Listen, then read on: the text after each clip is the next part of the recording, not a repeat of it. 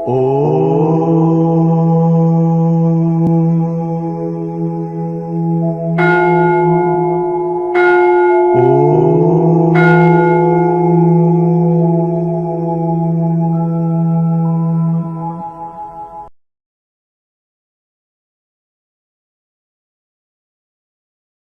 పట్టుకుంటుంది, ఉడికించి పోస్తారు.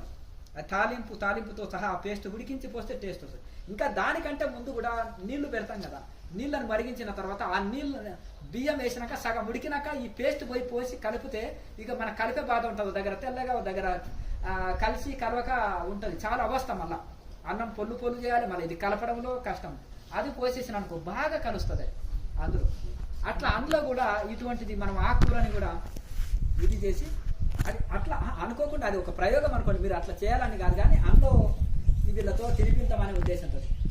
పోయిన సంవత్సరము అక్కడ ఒక మామిడి తోట ఉండే కొత్తగా, నేను చూసినాను. ఆ తోట అంతా చూడు ఎర్రగల్జరు తెల్లగల్జరు ఎవరు వాడతలేరు ఈ కాలంలో, పూర్వీకులు వాడేవాళ్ళంట. మరి ఏం చేద్దాం అంటే బండిది చేరవండి ఒక సంచికి ఏంటిదంటే 5 కర్నూలుకి వెళ్ళి కూరగాయలు చేస్తున్నాం అంటే ఏం లేదు అంటే ఆకుకూర అంటే ఏడ దొరికింది అంతగానం మీకు అంటే తోటలో అంటే ఎవరు తెంపుకుంటే ఎవరో అంటున్నారు. వాడుతున్నారు స్వామి మాకు కలుపు తీసినట్టు అవుతుంది, మేము తెంపిస్తామా అంటారు. నిన్ననే కలుపు తీసినాం ఇంకా బాగుంటారు, తెంపుకపోండి స్వామి అంటే కలుపు తీసినట్టు అవుతుంది వాళ్ళకు.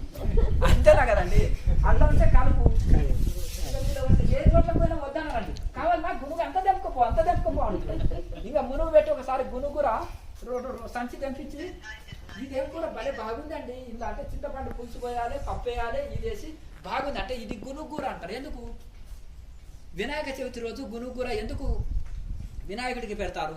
అట్లనన్నా తినాలని దేవుడికి నైవేద్యం పేరు పెట్టి తినిపిస్తారు. ఈ యొక్క ఉగాది పచ్చడి ఎందుకు తినిపిస్తారు? కొత్తగా ప్రెసిగా వచ్చిన ఇట్లనన్నా వీళ్ళు ఆహారం మార్పు చేసుకోవాలని. కలగూరలు దసరా రోజు వండుకొని తినాలని, ఏడవని ఇంత పీసు కోసిస్తారు. చెమ్మకాయ తప్పకుండా తినాలని ఒక నియమం పెడతారు ఆ రోజు, అప్పుడు ప్రెసిగా వచ్చి ఉంటుంది కనుక. అట్లా ఆ విధంగా అన్ని కలగూరలు ఎందుకు చేసుకోవాలంటే ఇట్లా అన్ని ఆహారంలో ఇన్ని రకాల ఏ సీజన్ ఆ సీజన్ తినాలని, ఏ సీజన్ ఫ్రూట్స్ ఏ సీజన్ కూరగాయలు తినాలి మంచిది. ఇవన్నీ చేసేస్తే గంగబాయిల కూర ఒక ఆయన పల్లి చేనులో మొత్తం నిండిపోయింది. తెంపకపోండి ఒక ట్రాక్టర్ అయినా అంటున్నారు. ఒక్క మునవే ఇట్లా వెళ్ళేసేసరికి సంచి అయిపోయింది. అయితే అప్పుడు వేసేసినప్పుడు చాలా కూల్ చేస్తుంది, హీట్ కొట్టేస్తుంది. అది పప్పులు వేస్తే ఎంత రుచో. అప్పుడు నేను అటుపోయిన సంవత్సరం ఈ వర్షాకాలంలో మొత్తము ఇదే అనమాట. ఒకసారి గంగబాయిల కూర పప్పు, ఒకసారి గునుగూర పప్పు, ఒకసారి ఎర్రగల్జేరు పప్పు. ఈ తోటలలో తెంపుకొని రావడం వలన చాలా ఆ విధంగా చేయడం వలన ఇది బాగుంది. ఇది పప్పు స్వామీజీ ఆకుకూర ఏం తోటకూరనా పాలకూరనా ఈ రెండే తెలుసు మాకు. వైజాగ్ నుంచి ఒక ఆయన వచ్చాడు, మా వాళ్ళ వరకు తెలుసు స్వామి తోటకూర పాలకూర గోంగూర ఈ 3 కూరలే తెలుసు స్వామి మాకు అంటారు. ఇవన్నీ ఇన్ని రకాలే తెంపుకోవచ్చు. దీన్ని విత్తనాలు తీసుకెళ్తాను అంటే మార్కెట్లో విత్తనాలు కూడా దొరకవు, సీడ్స్.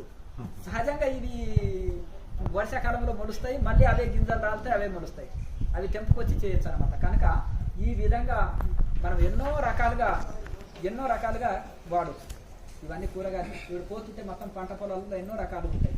ఇవన్నీ ఆకుకూరలు బాగా తినాలంటే రక్తశుద్ధి అవుతుంటుంది, కాళ్ళ నొప్పులు రావు, ఎన్ని రకాలుగా ఇది చేస్తున్నారు. పల్లెటూరు ముసలోళ్ళకు వ్యవసాయం చేసిన వాళ్ళకు కాళ్ళ నొప్పులు రావద్దు, కానీ ఆకుకూరలు బంద్ అయినాయి. ఆకుకూరలు లేవు. మా కోడళ్ళు ఏడ వండి పెడతారు స్వామి, రైస్ కుక్కర్లో ఇట్లాంటి మా కోడళ్ళు ఏడ వండి పెడతారు అంటారు. అర్థం ఇది అయిపోయింది. అట్లా అప్పుడు ఆ విధంగా పరిస్థితి ఇది అయిపోయింది కనుక ఇదని కనుక బాగా ఆకుకూరలు తీసుకోండి, కూరగాయలు బాగా తీసుకోండి, అల్లాన్ని బాగా దంచి వేసుకోండి. తర్వాత ఇక మంచిగా చప్పగా చేసుకోండి, కూరలు ఎక్కువ తీసుకోండి, చాలా మంచిగా ఆరోగ్యంగా ఉంటారు. చక్కగా అందరూ టిఫిన్ చేయని వాళ్ళు చాలా మంది ఉన్నారు, తినండి. లేకపోతే ఏదో నేను బిగినర్స్ అంటే సమస్య లేదు కదా. అంటే బిగినింగ్ స్టేజ్లో ఉండి ఎండింగ్ స్టేజ్ మాట్లాడాలని కదా లోకంలో వచ్చే అనర్థాలన్నీ. ఇదే ఓనమాలు పిహెచ్డి పూర్తి అయింది, అర్థమైంది కదా. కలెక్టర్ జాబ్ చేయడం ఇష్టం లేదు, ఐఏఎస్ పాస్ అయినా అండి, సర్టిఫికేట్ ఇంట్లో సూట్ కేసులో ఉన్నాయని అర్థమైంది కదా. ఇది పరిస్థితి. ఇక్కడ అనర్థాలు తీసుకుంది. ఇంకా బయట అంటే సర్టిఫికెట్లు దాన్ని కొన్ని టెస్టింగ్లు ఉంటాయి, ఆధ్యాత్మిక టెస్టింగ్. అతనికంటే గొప్పవాడు వచ్చి చేయాలి. ఇప్పుడు చదువులు అంటేనేమో నేను చదువునానని ఏదో గవర్నమెంట్ సర్టిఫికెట్ చూస్తే పోయిన డిగ్రీయా పీజీయా ఏది చేసిండు అనేది తెలుస్తుంది. ఇంకొకటి ఏం తెలుస్తుంది అంటే కొన్ని క్వశ్చన్స్ అడిగి కూడా తెలుసుకోవచ్చు ఏ స్టాండర్డ్లో ఉన్నాడని. కానీ ఈ ఆధ్యాత్మికంలో ఎట్లా పడతాను టెస్టులు పెట్టి ఎట్లా తెలుసుకోగలుగుతాను. అర్థమైంది కదా. అది ఒక గురువు పెట్టగలుగుతాడు. వాడు నిద్రపోతే సమాధి అంటే సమాధి అనుకుంటారు అందరూ, తల ఊపుతారు గొర్రెల్లాగా, చప్పట్లు కొడతారు. కళ వస్తే హాస్టల్ డ్రైవింగ్ అంటే అందరూ అంటారు. ఇది ఎవరు చెప్పాలి? దీంట్లో సత్యం ఎవరు వివరించాలి? మళ్ళీ ఒక ఋషి వచ్చి చెప్పాలి, ఒక యోగి వచ్చి చెప్పాలి. పెళ్లిగానే అమ్మాయి వచ్చిందంటే, అమ్మ నొప్పులు తీయనీకి వస్తలేదమ్మమ్మ, 7 కానుకలు అని ఇంత పెద్దగా చెప్పుకుంటావు, గోడకు పట్టుకో, నడుముకు పట్టుకో, ఇట్లా ఒత్తు పిండం బయట పడుతుంది అన్నారు. అర్థమైంది కదా. ఇట్లా నొప్పులు తీయాలంటే ఈమెకు పిల్లమన్న సంసారం తెలియదు, పెళ్లి కాని కన్య వచ్చి చెప్తున్నాను. ఎవరు?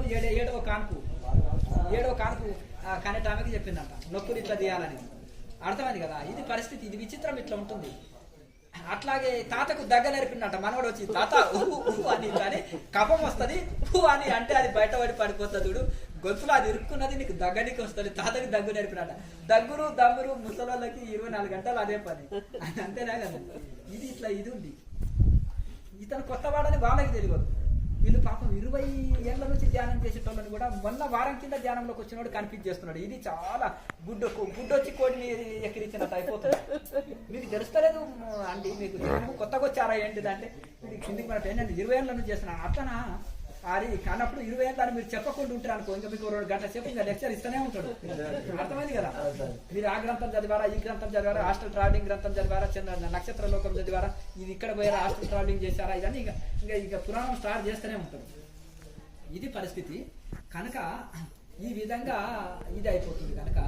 అందుకనే మనము ఒక ఋషులు కరువైండు, దాన్ని అనుభవంతో చెప్పేటోళ్ళు. ఇదని ఏమైనా సాగులు ఉన్నారంటే పిహెచ్డీలు చేస్తున్నారు, సంస్కృతంలో వచ్చి బోధనలు చేస్తున్నారు, గౌరవాలు ఏంటంటే చప్పట్లకు దుప్పట్లకు లొంగిపోతున్నారు. చప్పట్లు బాగా కొట్టాలి, దుప్పట్లు కప్పాలి అంటే శాలువలు కప్పాలి, సన్మానం.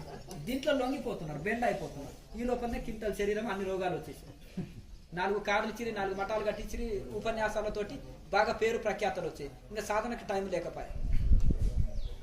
నాకు అని గోల్డ్ మెడలిస్ట్ అండి నేను, వేదాంతంలో సర్వదర్శనాచార్య అండి, 8 దర్శనాలు నేను చదువుకొని వచ్చేసినాను. కనీసం నీకు ఆత్మతత్వం నీకు తెలవాలంటే 12 ఏళ్ళన్నా కాశీలో చదవాలి మినిమం వేదాంతం. అప్పుడే నీకు కొంత ఆత్మతత్వం 1 రూపాయనన్నా నీకు తెలుస్తుంది. సాధన అవసరం లేదంట. అన్నం అనండి ఆకలి పోతుంది, ఔషధం అనండి రోగం పోతుంది అన్నట్టు. అది సాధ్యం కాదు. దానికంటే ఏ చదువు లేకున్నా కానీ సాధన చేసిన వాళ్ళకు స్వయం అనుభవం ఉంటుంది. శాస్త్రాలన్నీ ఇతరులకు బోధించడానికి బాగుంటుంది. సాధన ఏమో తనకు తాను బోధించుకున్నట్టు కోసం, తనకు తాను డౌట్లు క్లియర్ చేయడానికి బాగుంటుంది. ఏమైనా సందేహాలు ఉన్నాయా? ఇప్పుడు కాళ్ళ నొప్పులు ఉన్నాయా మీకు? మరి ఉంటే అది చెప్పుకోవాలి. ఎందుకంటే అది దాచుకుంటే ఎట్లా? డాక్టర్ తానికి వచ్చి రోగం దాచేది. అవునా కదా. గురువు దగ్గర సమస్య, ఒక నిమిషం, గురువు దగ్గర సమస్య ఆపొద్దు, డాక్టర్ దగ్గర రోగం బయట చెప్తారనుకో, వాళ్ళు మనని అంత ఏదైనా ఉన్నారనుకోండి, అప్పుడే బీపీ వచ్చిందండి, అప్పుడే షుగర్ అండి, ప్రతి ఒక్కరికి నాకు కర్మ అండి, నాకు షుగర్, నాకు బీపీ అని ఊరంతా చెప్తారు. కానీ డాక్టర్ తానే చెప్పడు. అర్థమైంది కదా. ఆ డాక్టర్ తానే చెప్పాలి, బయట కాదు నేను చెప్పేది. బయట నువ్వు ఊరికే చెప్తారు. ఇంకోటి పెద్ద స్థాయిలో ఉండేది పొలిటికల్ వాళ్ళు కూడా సచ్చిన నిండు షుగర్ ఉన్నా, నాకు షుగర్ లేదంటే హెల్తీగా ఉన్నాను అంటాడు. దాసరు అయితే వాళ్ళు దాసరు అండి. అట్లా ఈ విధంగా డాక్టర్ తానే చెప్పుకోవాలి సమస్య. ఇక్కడ ఒకటి ఏంటంటే, మోకాళ్ళలో చక్కగా ఇచ్చారంటే మీరు మునగాకు పౌడర్ని 1 కేజీ తీసుకోండి. షుగర్ ఉందా? లేకపోతే ఒక 1/2 కిలో బెల్లము, 1/2 కిలో తేనె, ఎంత కలపండి, మిక్స్ చేయండి. లేకపోతే బెల్లం లేకున్నా సరే తేనె అయినా సరే 1 కేజీ తేనె ఆ పౌడర్లో బాగా మిక్స్ చేయండి. హల్వా లాగా అవుతుంది. ఒక డబ్బాలో పెట్టుకొని 4 స్పూన్లు బరిగడుపున తినండి. గ్యాస్ ట్రబుల్, మలబద్ధకం ఉండదు, శరీరంలో నీరు ఉండదు, కంటి చూపు పెరుగుతుంది, ఎముకల్లో కాల్షియం పెరుగుతుంది, ఎముకల బలం ఉంటుంది, నడుము నొప్పి కానీ మోకాల నొప్పి కానీ ఉండదు, శరీరం చక్కగా ఇది చేస్తుంది. ఈ విధంగా తీసుకోండి. అప్పుడు మీకు కాల్షియం పెరుగుతుంది, మోకాల నొప్పులు ఉండదు, మీ మోకాలు ఎట్లా ఉంచినా మీకు ఏమి ఇబ్బంది ఉండదు. ఇప్పుడు ఒకటి ఏంటంటే, వెనకటికి సాపాలు వేసేవాళ్ళు, ఇప్పుడు సోఫాలు వేస్తున్నారు. సోఫా మన కల్చర్ కాదు. డైనింగ్ టేబుల్లో కూడా కింద కూర్చొని తినేవాళ్ళు మన పూర్వీకులు. ఇప్పుడు డైనింగ్ టేబుల్లో తింటాం. హోటల్ పోయినా అంతే, ఎక్కడ పోయినా అంతే, ఇంట్లో అయినా అంతే. ఇప్పుడు సోఫాలనే కూర్చుంటున్నాం, టీవీ చూస్తూ కానీ కాలక్షేపానికి కానీ సాపాలు కూర్చున్నట్టు లేరు. సాప వాడిపోయింది కనుక ఫారినర్స్ చక్కగా కూర్చోలేరు. ఎందుకంటే వాళ్ళు ఆ చలికాలంలో చలి ఉంటది, చలికి వాళ్ళు ఇబ్బందితోటి వాళ్ళు ఆ విధంగా సోఫాలు, వాళ్ళ ఇది వెస్ట్రన్ స్టైల్, అది ఆ వెస్ట్రన్ కల్చర్ అనమాట, విదేశీ కల్చర్ మనం వాడించేది సోఫాలు ఇవన్నీ. అయితే వాళ్ళు ఏం చేసేస్తున్నారంటే, మన వాళ్ళు ఆ చలి ఉంటది కాబట్టి ప్రార్థన స్పూన్ తోటి తింటారు. ఎందుకంటే ఆ చలిలో అన్న ప్రతి దానికి మనం బాత్రూమ్ పోయి వాళ్ళు టిష్యూ పేపర్ వాడతారు. అదే దళిద్రము కానీ ఈ వేడి నీళ్లు ఉన్నాయి, ఈడ నీళ్లు బాగుంటాయి, ఆ దళిద్రాన్ని వదిలిపెట్టియాలంటే వాడు అదే పేపర్ తోటి తుడుచుకోవడమే.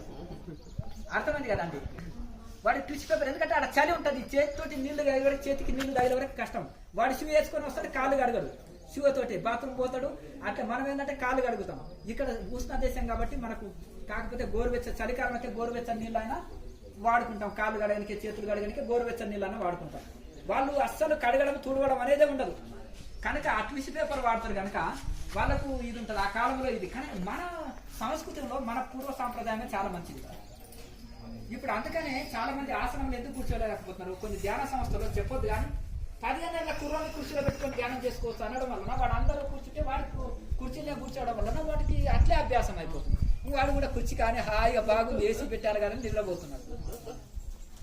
ఇప్పుడు పెద్ద వయసు వాళ్ళు ఏదన్నా ఉన్నారండి, శరీరం సహకరించిన వాళ్ళు కుర్చీలో కూర్చోండి, కానీ మేరుదండం నిటారు పెట్టుకొని ధ్యానం చేసుకోండి, వాళ్ళకి ఎగ్జామ్షన్ ఉంది. కానీ చిన్న వయసులో ఉండే యువకులు కింద కూర్చుంటారు, పద్మాసనం వేసుకుంటారు. గురువుకు ఒళ్ళు వంగలేదేమో పద్మాసనం వద్దని, సిద్ధాసనం వద్దని, ఇంకేదన్నా కాళ్ళ నొప్పి ఉంటేమో వద్దని అనుకో. మరి శిష్యుడికి బాగా వయసులో ఉన్నాడు కదా, ఒరే నాయన నేను పెద్ద వయసు వాడిని, నేను ఎప్పుడైనా కూర్చోవచ్చు, కానీ మీరు మాత్రము సిద్ధాసనం లేదా పద్మాసనంలో ఇట్లా కూర్చోండి, ఇది ఇట్లా ఒక పద్ధతి మీద ఇది చేస్తే మంచిగా ఉంటుంది అని చెప్పాలే కదా.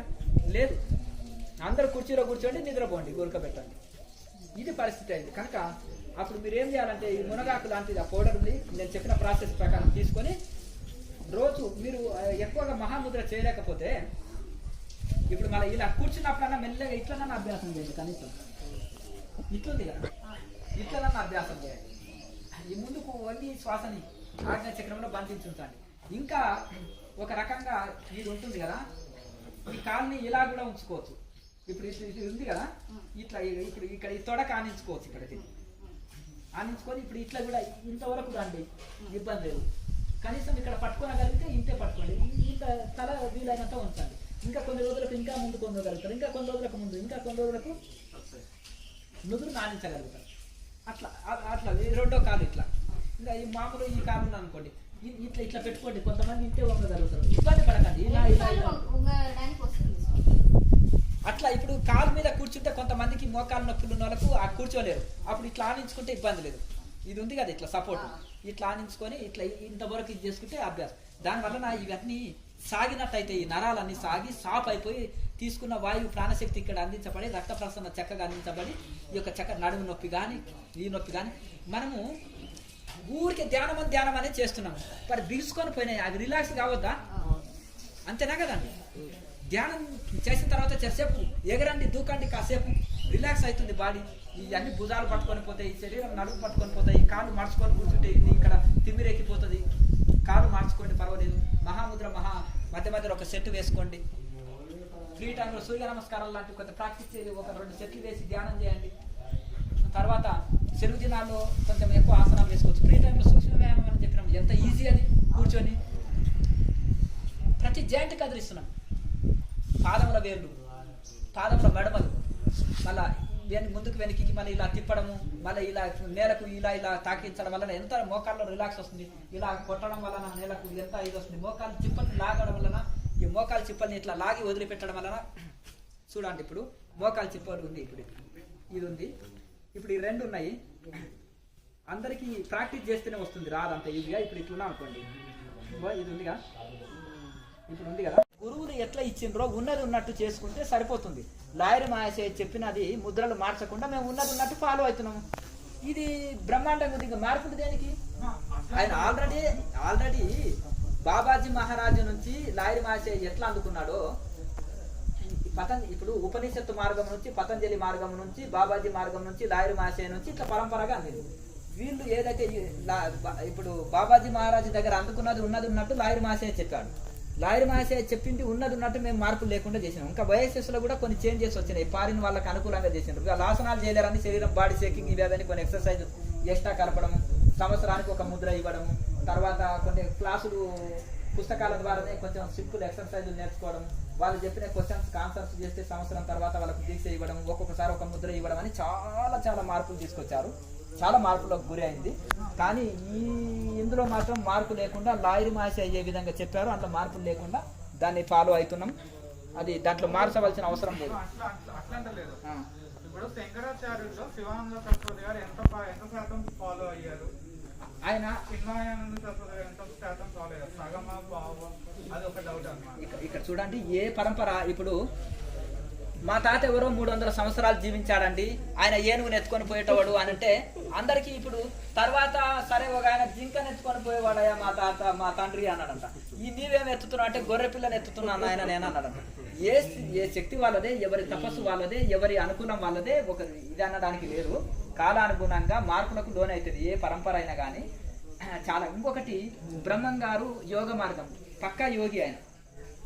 ఆ పరంపరలో ఉపదేశాలు ఇచ్చేటోళ్ళు ఎవరన్నా యోగం చెప్తున్నారా? చెప్పు. మళ్ళా ఇది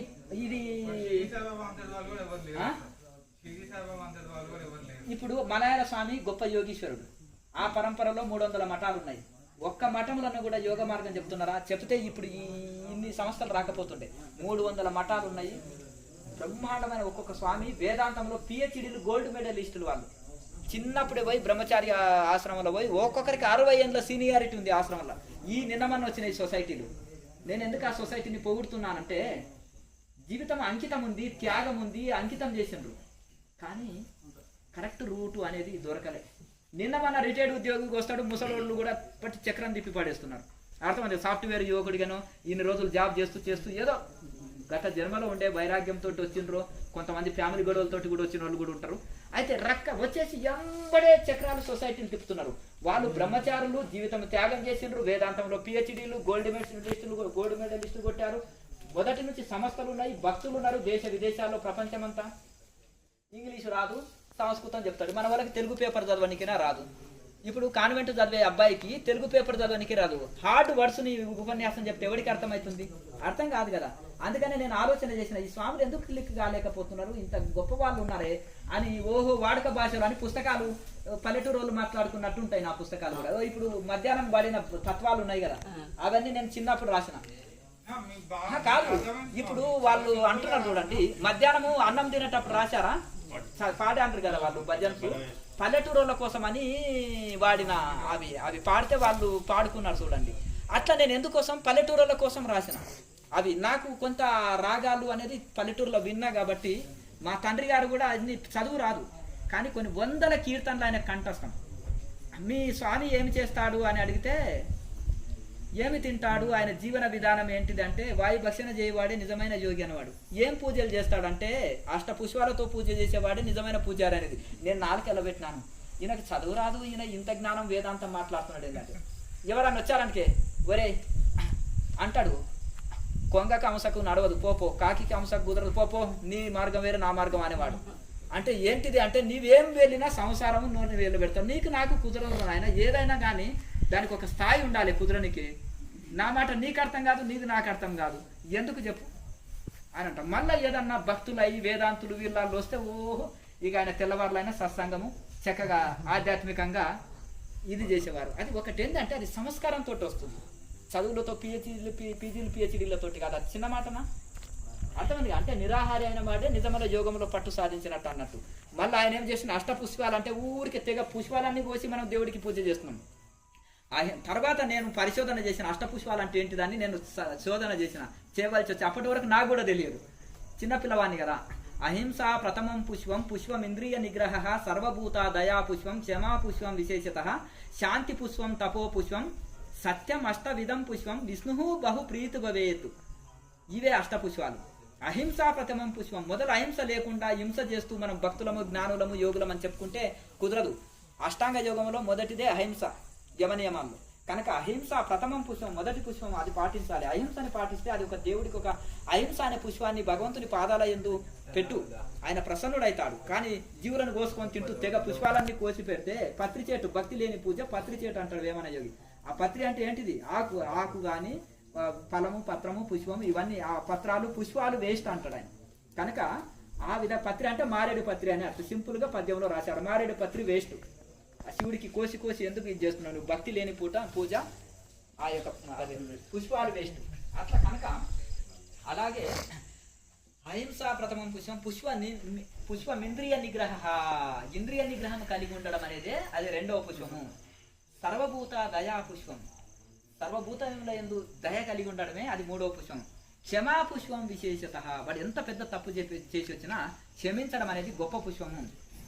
శాంతి పుష్పం, శాంతి లేకపోతే సౌఖ్యం లేదుగా, శాంతి పుష్పం. తపో పుష్పం, ఇటువంటి గొప్ప పుష్పాలు ఉన్నాయి భగవంతుడి పాదాల యందు వేయడానికి. సత్యం అష్టవిధం పుష్పం, 8వ పుష్పం ఏంటంటే సత్యం. సత్యం నాస్తి పరో ధర్మ, సత్యానికి మించిన ధర్మం లేదు అట్లనమాట. ఇప్పుడు అర్జునుడు, ఇప్పుడు మనము భారత యుద్ధం జరిగింది, కృష్ణుడు అర్జునుడు ఇద్దరు అక్కడ భారత యుద్ధాన్ని, ఈయన మోహానికి గురయ్యాడు అర్జునుడు, బాణాలు పడేశాడు, చితికిలా పడిపోయాడు. అప్పుడు ఆ భారత యుద్ధంలో ఆయన భగవద్గీత చెప్పాలంటే ఎంత టైం పడుతుంది, కానీ కృష్ణ పరమాత్మ కాలచక్రాన్ని ఆపాడు, అందరు ఇట్లే బొమ్మల్లాగా నిలబడిపోయారు. కృష్ణ పరమాత్మ భగవద్గీత చెప్తుంటే ఎంతమంది విన్నారు చెప్పండి మీ తెలివితోటి?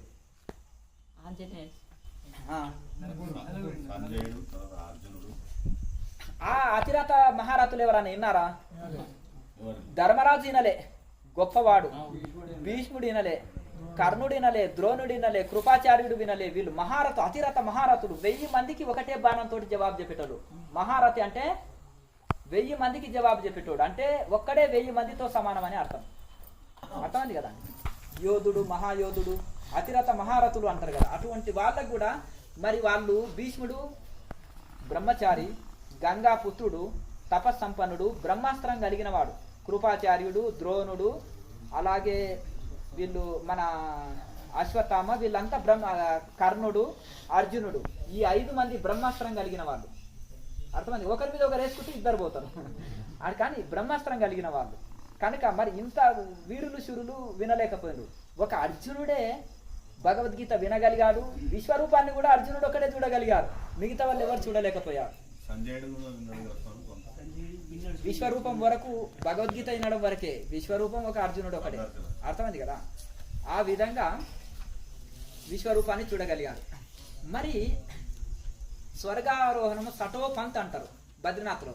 సటోపంత్ అంటే సత్ పంత్, సత్య పంతంలో వెళ్ళే వాళ్ళు, సత్య మార్గంలో వెళ్ళేది అని బద్రీనాథ్లో ఒక దారి ఉంది. అంటే సత్య మార్గంలో వెళ్ళే వాళ్ళది దారి. మరి ఆ సత్య మార్గంలో వెళ్ళిన వాళ్ళు, పాండవులంతా సత్య మార్గంలోనే వెళ్ళారు కదా. అందరూ సత్య మార్గంలోనే, వనప్రస్థాశ్రమంలో అందరూ వెళ్ళిపోతున్నారు. అందరూ సత్య పంతంలోనే, అంటే సత్య మార్గంలోనే చనిపోయారు. స్వర్గావరోహణములో మాత్రము శరీరముతోటి స్వర్గం వెళ్ళింది ఎవరు? ధర్మరాజు ఒక్కడే శరీరంతో వెళ్ళిపోయాడు కదా. మరి ఎందుకు? అర్జునుడు మహావీరుడు కదా, స్వయంగా కృష్ణ పరమాత్మ విశ్వ విరాట్ స్వరూపాన్ని దర్శించిన వాడు, భగవద్గీతని స్వయంగా ఆయన ముఖార వింద విన్నాడు. ఇవన్నీ ధర్మరాజు కలగలే, ఆ భాగ్యం అర్జునుడు కలిగింది. మరి ఈయననేమో శరీరం వదిలి స్వర్గం పోతే, ఆయననేమో శరీరంతో స్వర్గం ఎందుకు పోగలిగాడు ధర్మరాజు? సత్య మార్గంలో ఆయన సత్యాన్ని పాటించాడు. అందుకని సత్యం నాస్తి పరోతపః, సత్యానికి మించిన తపస్సు లేదు అన్నారు. అర్థమైంది కదా? కనుక ఈ విధంగా ఆయనలో సత్యం ఉంది కాబట్టి, ధర్మం ఉంది కాబట్టి ఆయన శరీరంతో స్వర్గం వెళ్ళగలిగాడు. ఇది శరీరంతో స్వర్గం ఎవరికి అలౌడ్ ఉండదు కనుక ఇది అనమాట. అందుకనే సత్యం నాస్తి పరోతపః. అందుకనే ఇంట్లో కూడా అష్టపుష్పాల్లో ఇది సత్యం అనేది చాలా గొప్పది అనమాట. కనుక ఈ విధంగా ఆనాడు మీరు కొన్ని కథలు ఉంటాయి కదా, పంచమహాప్రతివతల్లో కూడా చూడు, త్రిమూర్తులను కూడా చిన్న పిల్లల్ని చేసి ఆడించింది, కంకర రాళ్ళను కూడా గుగ్గిళ్ళు 15 minutes మెడిటేషన్ చేయండి. ఇంకా పెంచుకోవాలంటే కూడా 1 గంట సేపు క్రియ చేసి ఇంకో గంట ధ్యానం కూడా చేస్తాంటే చేసుకోండి 2 hours. ఇంకా ఓపిక ఉండి 3 hours చేసుకుంటే ఉత్తమం. ఇంకా ఉదయం 3 hours, సాయంత్రం 3 hours అనేది చాలా ఉత్తమం వస్తుంది. లెక్క పెట్టుకోవాలని ఏం లేదు, ఎక్కువ తక్కువ అయినా దానివల్ల లాస్ ఏం లేదు. ఏ రకమైన సాధన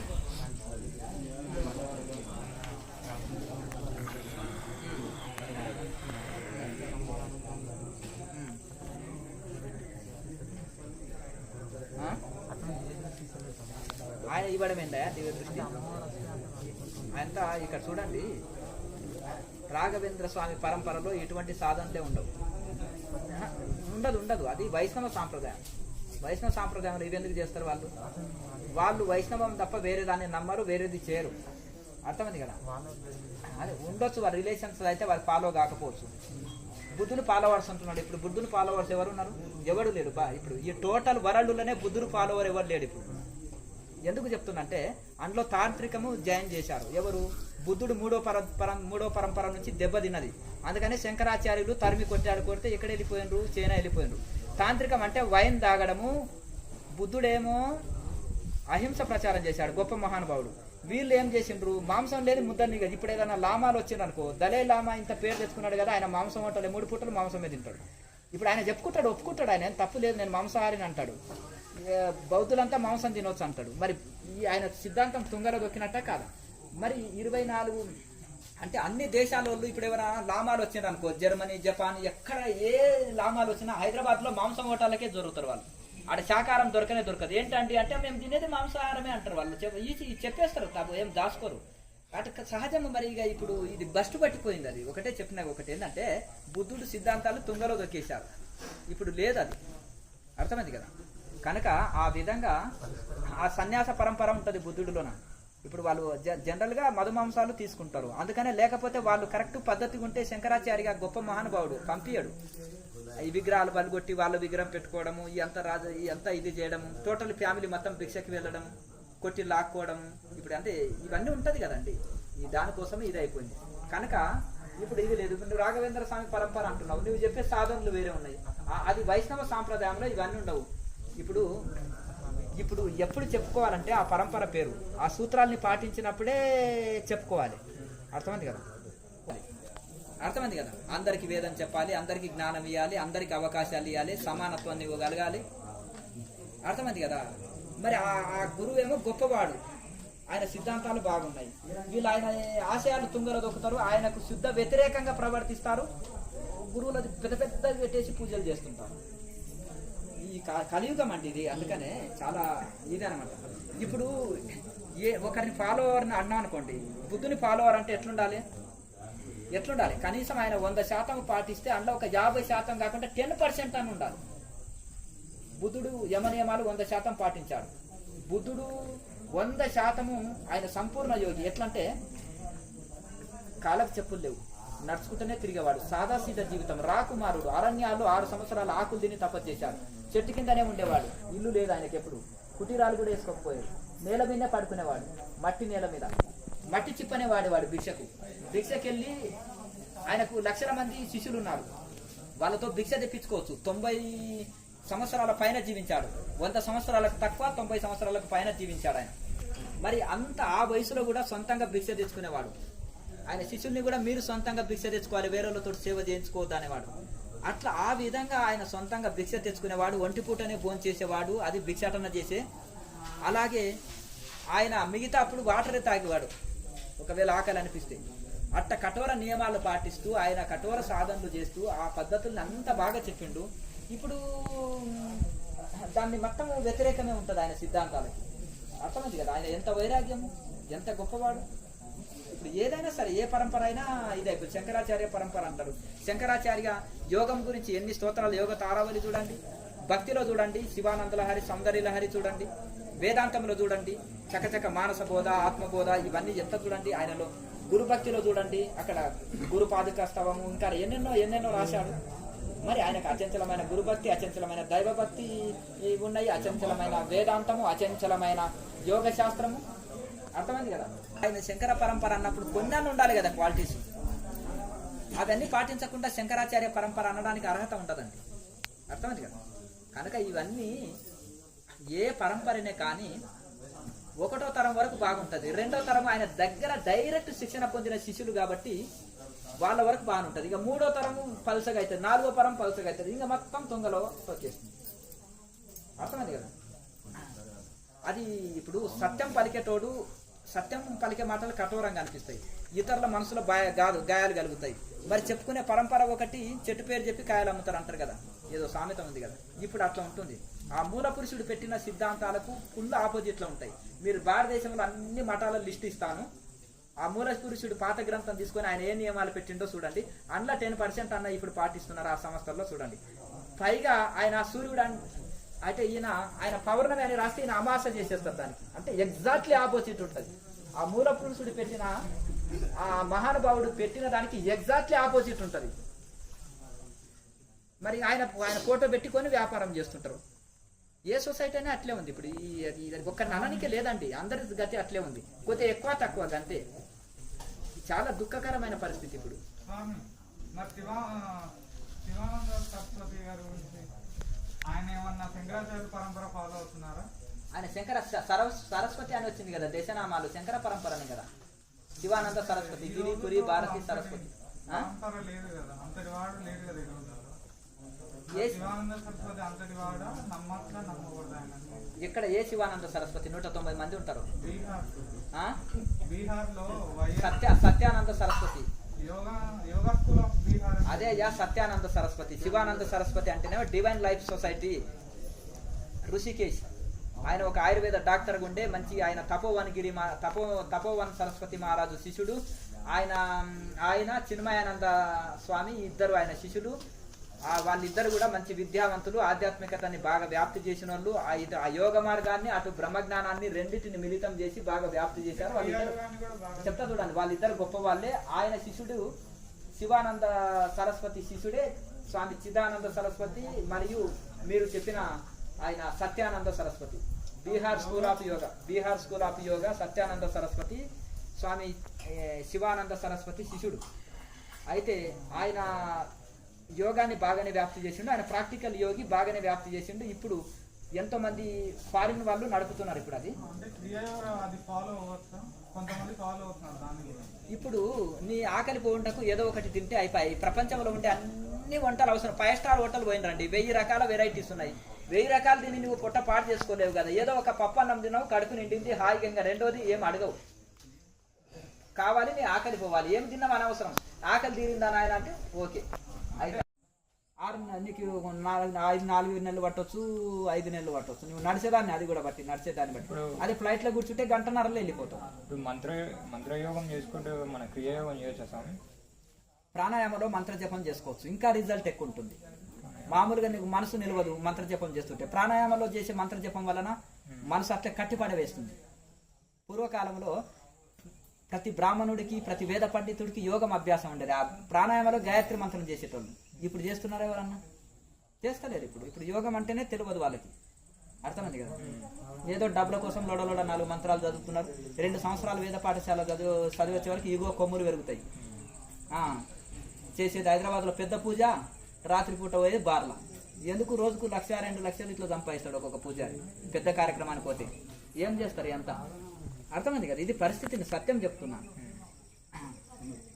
ఏం వాక్ శుద్ధి ఉంటుంది, ఏమి ఇది ఉంటుంది. దానికంటే కూడా ఒక ఋషి వచ్చి చిన్న కార్యక్రమం చేసేసిన ఆ వాకు శుద్ధితోటైనా సగం కార్యాలు జరిగిపోతాయి. అర్థమైంది కదా. ఇప్పుడు వీళ్ళు చేసే కర్మకాండలు ఏ ఫలితం ఎవరికి వస్తలేదు. ఎందుకు? నిష్ట లేదు అక్కడ. అర్థమైంది కదా. నిగ్రహ శక్తి కలిగిన వాడు అనుగ్రహ శక్తి కలిగి ఉంటాడు. అనుగ్రహ శక్తి అంటే ఏంటిది? వరాలు ఇచ్చే శక్తి కలిగి ఉంటారు. ఋషులంతా వరాలు ఇచ్చేవాళ్ళు. ఒక ఋషిని బక్క చెక్కిన శరీరం, గాలి గట్టికొస్తే కొట్టుకపోయే శరీరం, దుమ్ము కొట్టిన శరీరం ఉండే ఒక ఋషికి రాజులు చక్రవర్తులు కూడా సెలెండర్ అయి భయపడి ఉండేది. ఎందుకు? ఆయన నోటుకుంటే ఏది వచ్చినా అది వేదమే, ఏది పలికినా కానీ ఆయన మాటలే మంత్రాలు కనుక దానికి వాళ్ళు అంత ఇది కలిగి ఉండేవాళ్ళు. ఎందుకంటే అట్లా ఆ నిగ్రహం ఉంది కాబట్టి వాళ్ళ దగ్గర అనుగ్రహ శక్తి కూడా ఉంది. అంటే వరాలు ఇచ్చే శక్తి కూడా వాళ్ళలో ఉంది అని అర్థం. ఏదో లోడలోడ 4 పుస్తకాలు చదివేసి వచ్చేసి ఇల్లు తిరిగి కోట్లు వసూలు చేస్తున్నారు చూడు ఇప్పుడు. అర్థమైంది కదా. 2 హెలికాప్టర్లు పెట్టుకొని స్వాములం అని. అర్థమైంది కదా. వాళ్ళ దగ్గర ఏముంది? వాళ్ళకు ప్రచారం చేసేది ఒక కోటీశ్వరుడు, వాడు దోసుకుంటున్నాడు వీళ్ళ పేరు చెప్పి. అర్థమైంది కదా. ప్రాణాయామం ఇట్లా పెట్టుకొని చేస్తాం కదా స్వామిజీ. అప్పుడు మనం కూర్చున్నప్పుడు 2-3 రకాలు కూర్చోవచ్చు. అదే ఒక అంత నొప్పి అనిపిస్తే కాలు దాపు కూడా కూర్చో, కానీ మేరుదండ వంగి కూర్చోకుండా ఇబ్బంది ఏంటి. ఏది ఇదా లైఫ్ లాంగ్ చేయొచ్చు. భోజనం ఎన్ని రోజులు తినాలంటే జీవితాంతం తింటాం కదా. అవునా కదా. జీవితాంతం భోజనం తింటాం, జీవితాంతం శ్వాస తీసుకుంటాం, జీవితాంతం సాధన ఒక భాగం అయిపోవాలి జీవితంలో. చేసుకోవచ్చు ఫ్రీ టైంలో కొన్ని ఏమన్నా ఆసనాలు ఇవి వేసుకోవచ్చు. ఏదన్నా మీరు ఫ్రీ టైంలో హాలిడేస్లో ఉదయం సాయంత్రాలు సాధనకు ముందు తర్వాత కొన్ని ఎక్సర్సైజులు, కొన్ని ఆసనాలు అభ్యాసం చేసుకోవచ్చు. అర్థమైంది కదా.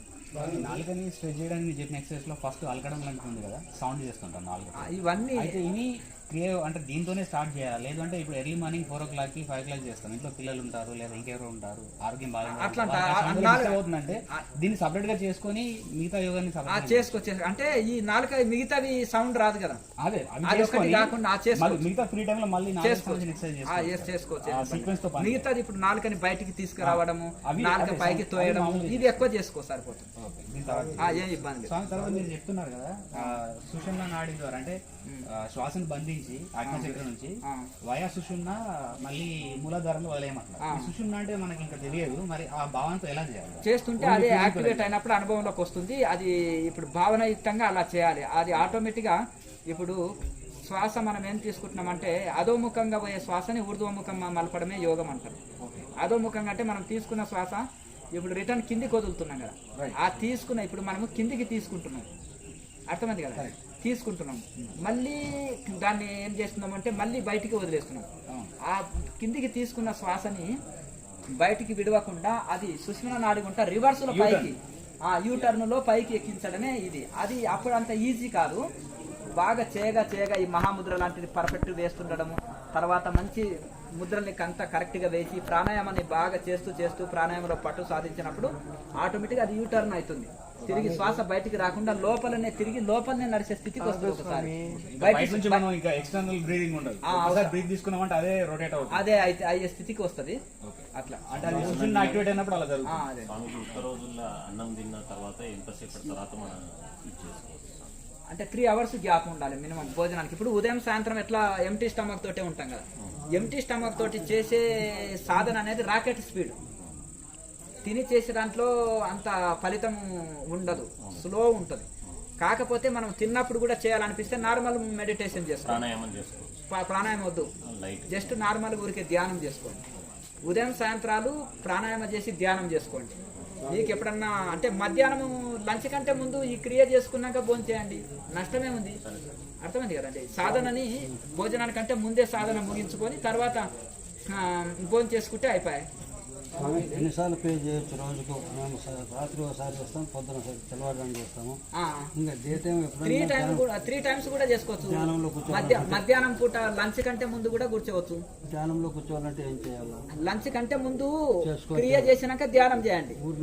45 నిమిషాలు క్రియ చేసినాక 2 గంటలు కూర్చోండి ధ్యానంలో. ఇంకా ఊరినే కూడా మాకు సమయం ఉంటుంది, కూర్చోవచ్చు. మార్నింగ్ టైమ్స్ లో ధ్యానంలో చేసుకోవచ్చు, ఇబ్బంది. నాలుగు పైకి మంచంలా పైకి నాలుకని మడిచి చక్కగా ధ్యానం చేసుకోండి. ఎంతసేపట్లో ఆగ్నేయచక్రంలో మనసు ఉంటారని చెప్తున్నారు సార్ మీరు. ఆ మనసు అక్కడ ఉండకుండా పాశ్రంలోకి అంతర్ముఖంలోకి వెళ్ళిపోతుంది, అది పైకి అవుతుంది, కిందికి గుంజరం వస్తలేదు. పెట్టుకోండి, అక్కడ ఎక్కడైనా పెట్టుకోండి, ఇబ్బంది ఏముంది. కిందికి రావడం లేదు, పైకే పోతుంది. రిటర్న్ వస్తలేదా? రిటర్న్ వస్తలేదు, తాడు బట్టి గుంజుకొని రండి. మరి అది పైకే పోతుంది. అది మనసు ఎక్కడో దగ్గర నిలకడ అయితే ఉంది కదా ఏదో చక్రంలా, దాన్ని అట్లా వదిలే దాన్ని ఎందుకు బాధ పెడతావు? మళ్ళీ ప్రపంచంలో ఎందుకు తీసుకొస్తావు? అక్కడనే ఉండు, దాని స్థానం అదే. స్వామిజీ, క్రియాయోగం నేర్చుకున్నాను, అది ఎంతవరకు కరెక్ట్? క్రియాయోగం నేర్చుకున్నాను లక్ష్మణాన్ని గురి దగ్గర. వాళ్ళు ఏ విధంగా చెప్పారంటే కళ్ళు పైకి పెట్టి తెల్లగుడ్డు కనబడలో పెట్టి నాలుగు మడిచి మన అపానాన్ని ప్రాణశక్తి రెండుని ఏకం చేసి దీర్ఘంగా తీసుకోవడం పెట్టడం ఆ విధంగా చేయడం జరిగింది. ముద్రల గురించి ఏం చెప్పలేదు, ఎంతవరకు కరెక్ట్? అది రెండు ఇప్పుడు ఎందుకంటే ఇప్పుడు ఇంట్లో ఉన్నాయండి. ఇప్పుడు ఒక కార్పెంటరు ఏం చేస్తాడు? పెద్ద బాడిసతో చెప్తాడు, రంపంతో కోస్తాడు, దాంతో ఓలు కొడతాడు. ఎందుకయ్యా ఈ డోర్ చేయడము? ఏదో ఒక పరికరంతో చేయొచ్చు కదా. ఇన్ని పరికరాలు ఏం అవసరం అంటే ఇప్పుడు అట్లా అనమాట. ఒక వస్తువుని చేయనికే నానా పరికరాలు వాడతాడు. ఇప్పుడు విగ్రహం చేసేటప్పుడు పెద్ద ఉలితోటి కొడతాడు, చిన్న ఉలితోటి కొడతాడు, చిన్న పరికరాలతోటి కూడా చేస్తాడు. ఆ సిమెంట్ తోటి కూడా పెద్ద తాపి, చిన్న తాపి విగ్రహాలు చేసేటప్పుడు నానా రకాల ఒక సూది లాంటివి కూడా వినియోగిస్తాడు. దేని పని అది చేస్తుంది. ఇక్కడ కూడా ఏ ముద్ర పని అదే చేస్తుంది.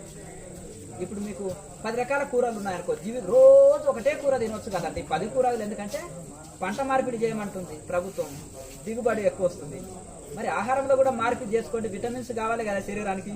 ఒక్కొక్క రోజు ఒక కూర తీసుకుంటాం కదా, అట్లా ఇది అదే ఒక్కొక్క కూరలో ఒక విటమిన్ ఉందా లేదా, అట్లాగే ఒక్కొక్క ముద్రలో ఒక ఫలితం ఉంది. ఆ ఫలితంలో మనకు ఒక చాలా రిజల్ట్ ఉంటుంది. ఇప్పుడు మనం జ్యోతి దర్శనం చేసుకోవాలంటే జ్యోతి ముద్రని పర్ఫెక్ట్ వేసిన వాళ్ళకి జ్యోతి దర్శనం జరుగుతుంది. జ్యోతి ముద్ర లేకుండా టైం పడుతుంది, చాలా టైం పడుతుంది. ఇప్పుడు ఎట్లా అంటే చిన్నపిల్లవాడు మనము దాన్ని ఏమంటారు, స్విమ్మింగ్ నేర్చుకోవాలంటే ట్యూబ్ వేసుకుంటాడు. ఒకప్పుడేమో ఏదో ఒక బెండ్ కట్టుకోవడం అనేది నడుము కట్టుకొని పల్లెటూర్లలో నేర్చుకుంటుంది. ఇప్పుడు దాన్ని ఈ కాలమానంగా ఏదో ట్యూబ్ నడుముకు వేసుకొని ఈదడం నేర్చుకుంటాడు. కొన్ని రోజులు ట్యూబ్ లేకుండా కూడా ఈదుతాడు. అట్లా ఈ ముద్రల ద్వారా ఒక స్థితికి వెళ్ళిన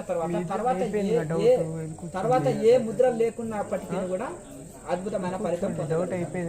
ఏ ముద్ర లేకున్నా కానీ కూడా ఆ స్థితి పొందుతాం. కొత్తలో అన్ని ఉంటాయి, తర్వాత ఏది ఉండదు. అయ్యా అన్ని అయిపోయిన వాళ్ళు కూర్చోండి, పోయి కూర్చోండి. ప్రాణాయామం చేస్తుంటే సమయం దేవత స్త్రీ ముఖం వచ్చి పడి కన్ను కూర్చున్నాను. అవన్నీ వదిలేసేయండి, అన్ని మాయనే, అన్ని డిలీట్ చేసేయండి. చిత్తంలో అన్ని డిలీట్ చేసి ఖాళీగా పెట్టడమే యోగం. అర్థమైంది కదా? అయ్యా చెప్పండి.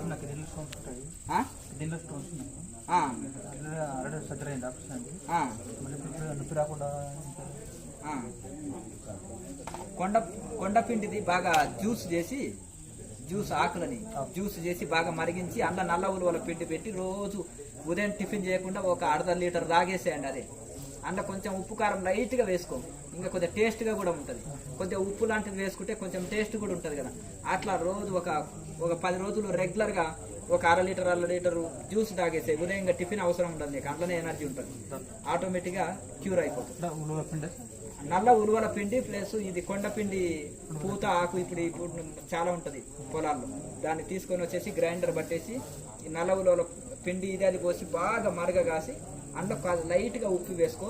ఒక 1/2 లీటర్ చక్కగా గోరువెచ్చగా రోజు తాగేసే. ఒక 10-15 రోజులు తాగేసే సరిపోతుంది. అయ్యా చెప్పండి. మంచిదయ్యా, సంతోషం. నమస్కారం. భక్తి ద్వారా ముక్తి వస్తుంది, అదేవిధంగా క్రియాయోగం ద్వారా ముక్తి వస్తుంది. దాని మధ్య డిఫరెన్స్ ఎట్లా? ఈ క్వశ్చన్స్ అన్ని బుక్ లో రాయండి, వివరంగా మీకు స్పెషల్ గా చేస్తారు స్వామి. ఒక నిమిషం. అంటే భక్తి అంటే ఏమనుకుంటున్నారు మీరు? శరణాగతి. మరి క్రియాయోగం ఏం చెప్తుంది?